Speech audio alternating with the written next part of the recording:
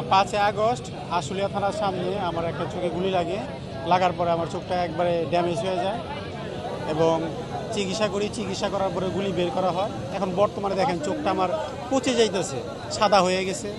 তো এই সরকারের কাছে আসা আমরা যেন প্রপারলি একটা ট্রিটমেন্ট পাই, ভালো একটা ট্রিটমেন্ট পাই। আর জুলাই অভ্যুত্থান হয়েছিল, সাধারণ জনগণ, ছাত্র সমাজ সবাই একত্রে এই জুলাই অভ্যুত্থান হয়েছিল। আমরা চাই যে সরকারি আসুক, সাধারণ জনগণের যেন একটা প্রায়োরিটি থাকে, সবাই যেন সুস্থভাবে শান্তিভাবে এই দেশে বসবাস করা পারি, এটাই আমার প্রত্যাশা, এটাই আশা। 72 ঘন্টা ময়েশ্চার লক সমৃদ্ধ লিলি বডি ওয়াশ, শিয়া বাটারের গুডনেস স্কিন রিপেয়ার করে রাখে সফট ও গ্লোয়িং। আগে ডক্টর ইউনূস স্যার ছিল, উনি যেভাবে দেশটা চালাইতে চাইছিল ওইভাবে চালানোর মতো হয় নাই। কিন্তু আমাদের যারা আহত জুলাই যোদ্ধা এবং শহীদ পরিবার আছে বর্তমানে, আমরা চাইছিলাম যে সরকার আসলো, যে কোনো সরকার আসুক, যেই আসুক, যাতে আমাদের আহত জুলাই যোদ্ধা এবং শহীদ পরিবারদেরকে যেন অবশ্যই তারা মাথায় রাখে এবং মনে রাখে, যে ভুলে না যায় আমাদের চিকিৎসা যে 2 বছর হয়ে যেতে কাছাকাছি। কেউর চোখ পেলাম অলরেডি পচে যাচ্ছে, দেখেন আমার চোখ পেলাম, আমি এটাই সাপোর্ট দেখি, আমার চোখ এবার পচে সাদা হয়ে যাচ্ছে। ডাক্তার বলতেছে যে চোখ একটা উড়াই ফেলবে।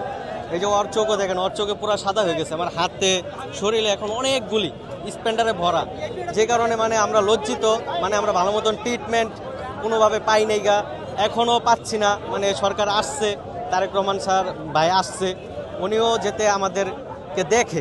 ডক্টর ইউনূসের যে গভর্নমেন্ট ছিল, ওই গভর্নমেন্ট যদি দ্রুত একটা ব্যবস্থা নিত, হয়তো আমাদের আহতদের এত কষ্ট হতো না।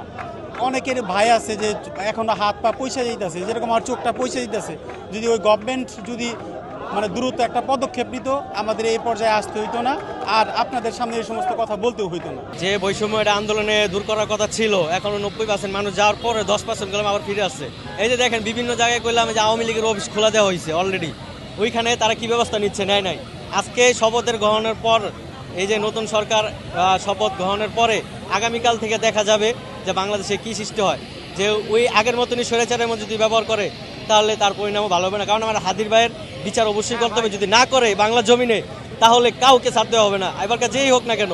আমি একজন ন্যায়ের পক্ষে থেকে কথা বলছি।